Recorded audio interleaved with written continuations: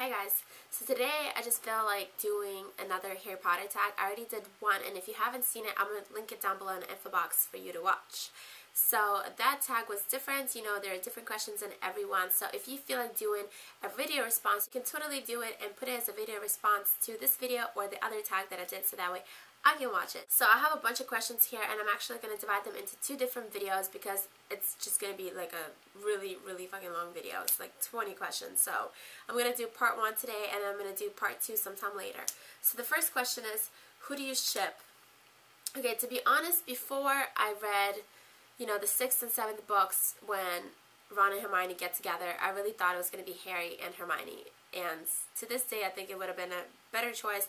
And I mean, I get that they're like opposite, like Ron and Hermione, so they kind of, you know, balance each other out. And Harry and Ginny are like perfect because, you know, she's all like calm and, you know, she is like courageous just like he is, and, you know, she can deal with his, you know, crazy life that he has. But I don't know, I really wanted Harry and Hermione to be together because they're both like very, you know, brave and smart, and I don't know.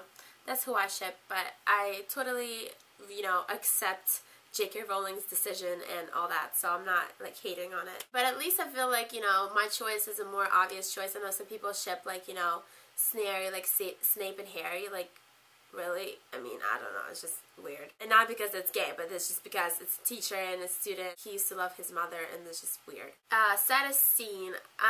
Obviously, when it was Snape's memories, and this is both for book and movie, you know, because when they start going over his life and how sad it was, you know, you never would have thought, I mean, you know, he is like this mean character through the series, and then out of nowhere, you find out that he has his past, and he's just like anyone else. He's a human being, he has emotions, and he used to love Harry's mother. He never received that affection back, and there's just like this longing, you know, there, which I also think is present in the song, you know, what was it, Lily and Severus, or Severus and Lily, I don't know, the background music for the movie. Favorite female character, obviously Dolores Umbridge, and if you don't agree, then I don't know what's wrong with you, because, I mean, I don't know, some people might pick like Pansy Parkinson or something like that, but mine is for sure Dolores Umbridge, because she is just an evil hag, and she's just so two-faced, and you just want to slap the shit out of her. Least favorite male character, it would probably, I don't know, that's a hard question.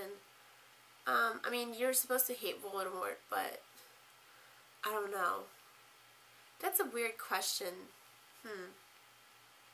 I don't really like hate anyone in the books like you hate Dolores Umbridge. I mean, Voldemort is evil, but I don't know. Maybe I would say Wormtail, because I feel sort of like a disgust towards him, you know. It's just like, he's just so fucking annoying. He's just there, and he's always trying to be cool. Whenever he was hanging out at school with the Marauders, you know, he was all trying to, like, tag along with them and be in the loop and all this shit. And then he's trying to go with Voldemort, and he's just this two-faced, you know, he, you know, betrays people. Like Bellatrix, she's very evil, but she's at least loyal to Voldemort. Wormtail just follows people around, whoever is there to protect him, whoever is the most powerful or the most popular or whatever the fuck. And it's just, I don't know, he's just so, like, annoying and just, ugh. Least favorite book and movie. Least favorite book would definitely have to be the 5th one, Order of the Phoenix, and I think this question was in my last tag that I did, just because, I don't know, it was very, like, dark and gloomy, and, I get that he's all depressed, and he has this, like, part of Voldemort in him that just woke up, and it makes him feel this hatred towards people, but, I don't know, the whole time, it was just so depressing, and Harry was just like a Debbie Downer. I don't know. It was really not to my taste. I don't know. I mean, every teenager has that part where they like go through a phase where they're like all depressed and down and all this shit, but I don't know.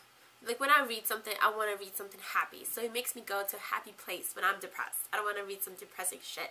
It makes me even more depressed. And as far as movie, least favorite movie would probably actually have to be the 5th one as well, just because whenever Yates got on board to do the movies, and he directed this one, and everyone was just like, what is this? You know, like, I wasn't the only one that he didn't like the Order of the Phoenix movie. I just think, like, it was just not a good movie. Like, the way it was set up, it was, like, their acting was awkward, their haircuts were bad, like, they left out a lot of the important parts. They put in some weird fighting scenes that weren't even there in the book, and it was just ridiculous. But then he, you know, got better with the 6th and 7th and 8th movie, so I'll give him props for that. And the next is favorite book and favorite movie, and I think this was also in the last tag, but I'm going to do it anyway. So favorite book would definitely have to be the 7th one, The Deathly Hallows, because I love the way it ties everything together so nicely.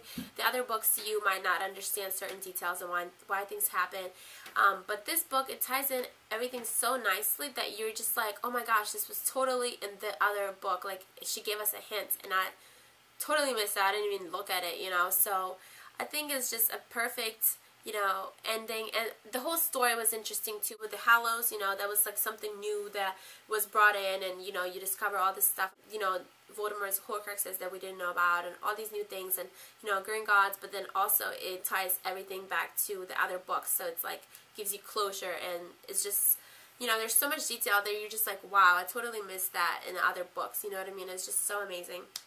And favorite movie, I would just have to say the first one, The Philosopher's Stone, because I don't know, it was just such a classic. I love how Chris Columbus filmed it.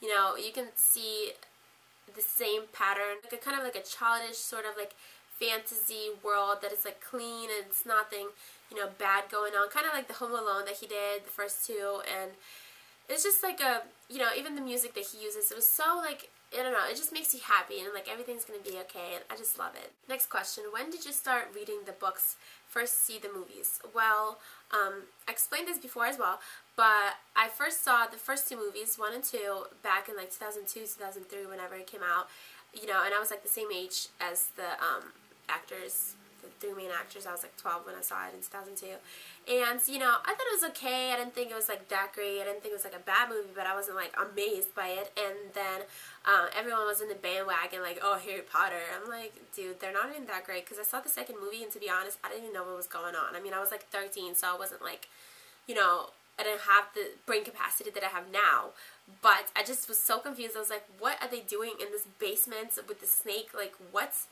And then I was bored one summer.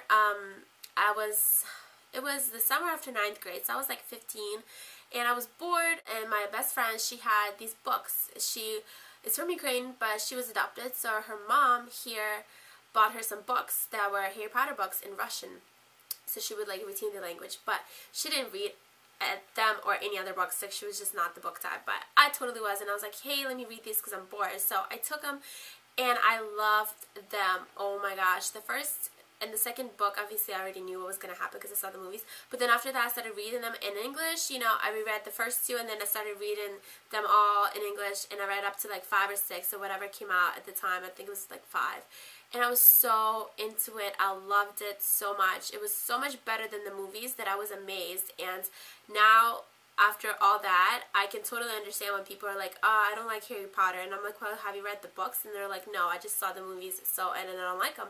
And so I'm like, oh, I totally understand you, you know, I'm not going to judge you. Like, I don't like the fact that you don't like Harry Potter, because this just like, you know, bitch slap. But the fact that, you know, they haven't read the books, they only saw the movies, I can totally relate to that, because I was not in love with the movies at first, or with the series, because of the movies. Next question, which Quidditch position would you play? Chaser, keeper, beater, seeker, referee, or spectator? This question was in the other tag, but they didn't have the referee and spectator, obviously. I don't think a spectator is a position, first of all. I don't know who made this question, but whatever. And I already said before that I would play seeker, not because Harry is a seeker, but because, first of all, I couldn't be a keeper because I'm scared of balls flying at me. Like, I'm terrible at catching them. I would be an awful keeper. I would not be a good chaser because I can't throw it at other people, like the ball, and catch it, and I would be bad at that too. I would be a terrible beater because I am very small and I don't have a lot of strength, like arm strength and stuff like that, so I would not be good at that either. To be swinging like metal balls around with a bat, whatever. But for seeker, you actually have to be small, lightweight, and you have to have a good eye for, you know, looking for the ball. So I would pick that. What would be your favorite Hogwarts class? Actually, I thought about this before, and I never came to a conclusion, because I think there are a couple different classes, like a few different classes actually, that I love.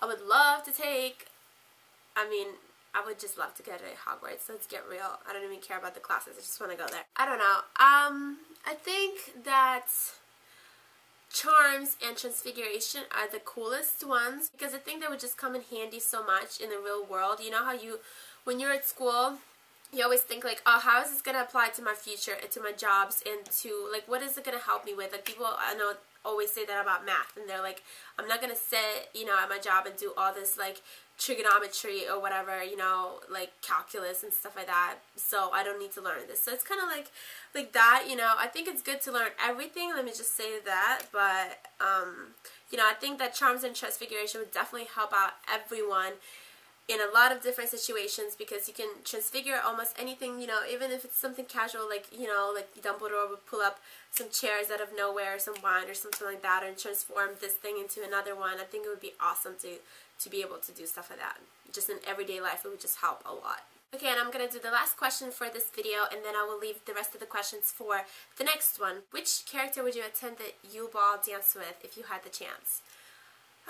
This is a hard question. In the other tag I said that if I had to like date someone, I would pick Harry, but for some reason I just don't think he would be a good date for the Yule Ball. That's like, dating aside, just the Yule Ball, I don't think he would be good at that. He's not very assertive to ask girls out. He's not that good of a dancer. He's very like, just doesn't know what's going on, you know, like the girl had to lead him, and I don't know what was going on with that, you know. But I would have to probably pick either Cedric Diggory or Oliver Wood. But Oliver Wood wasn't in school at the time. He graduated way before the 4th year. So I would probably have to say Cedric Diggory because he's just such a gentleman and he's just so sweet and, you know, he's all proper. So I think he would be a great date. So that is it for today. Thank you guys so much for watching. I just want to cut this video so that way it's not super long. But I will do a part 2 of this tag video, so look forward for that if you're interested, and I will see you next time. Bye!